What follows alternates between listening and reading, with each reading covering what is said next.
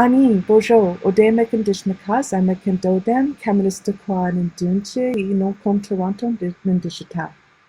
Hi everyone, my name is Maya Chacaby and I'm Anishinaabe from the Thunder Bay region.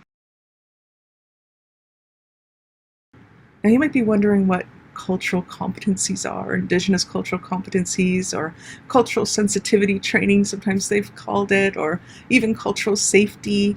These concepts are all about having a deeper understanding of the ways that we can be in relationship in positive, beneficial, and healthy ways with one another between Indigenous and non-Indigenous folks. It's a shame-free, blame-free way of understanding why things are the way they are, what kinds of relationships went awry in the past, and how we can develop and nurture stronger relationships in the present. So in the project during Biskaabiiyaang Chapter 1, adventurers will first go on this epic meta-narrative of understanding the social environment. They'll also start to engage with atisokanan. Those are, in my language, traditional stories, teaching stories that help you better understand the world around you, often use a lot of humor and tricksteriness. So the learners will be able to engage in not just having a story told to them, but how we use traditional stories to understand the world around us. I chose the word Biskaabiiyaang for the whole project because it's a term that we've started to develop in our language, in Anishinaabemowin, in the Ojibwe language, to talk about a resurgence, a way of recognizing that we've traveled a difficult path together. We've had all kinds of tumultuous experiences, devastating loss, profound traumas, and now we're returning. As we return, what we're returning to is never going to be what it once was. It's going to be something different.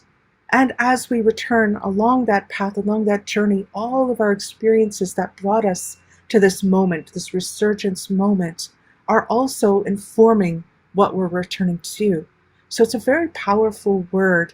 Sometimes people use it as a close approximation to decolonization, also ways of talking about cultural safety and resurgence and reclamation of cultural ways of being in a contemporary format. So Biskaabiiyaang is the name of the project for those reasons.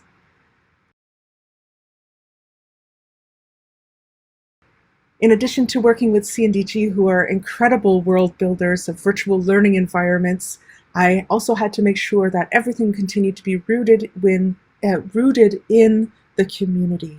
And so working in partnership with Nokiiwin Tribal Council and my position at York University, along with CNDG, we were able to build this beautiful relationship where the elders and the youth are informing the choice of words, the kind of environment that's created, the stories, the quests, and CNDG is of course building the incredible environment, and the youth are helping with developing the kinds of mechanics that would make a virtual world attractive to them, and the kinds of imagery and stories that are involved in that. So as we build this Chapter 1, this cultural competency training that is going to be useful for all organizations that need professional development in Indigenous cultural competency and trauma-informed practices, we're also building this awesome virtual world where all of the peoples can come and be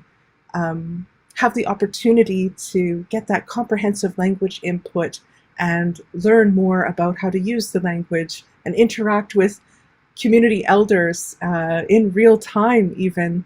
No matter where you are located, we'll be able to connect with one another and build a kind of learning community that is real time, present, and with each other, no matter what kinds of barriers we face in the world outside.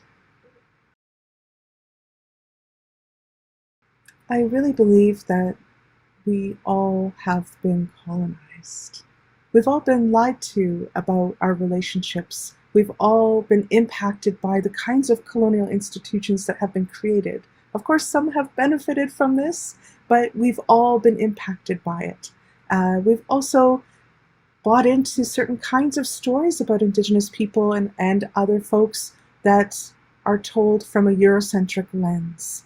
And so if we've all been colonized, I really believe that every single one of us here has some healing to do, has some decolonizing to do, no matter your positionality in the world.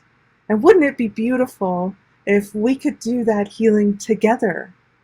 That's what this project is all about, is how to do that healing together, how to understand our relationships with one another. And I think it's important for everyone here on Turtle Island to embrace. Miigwech.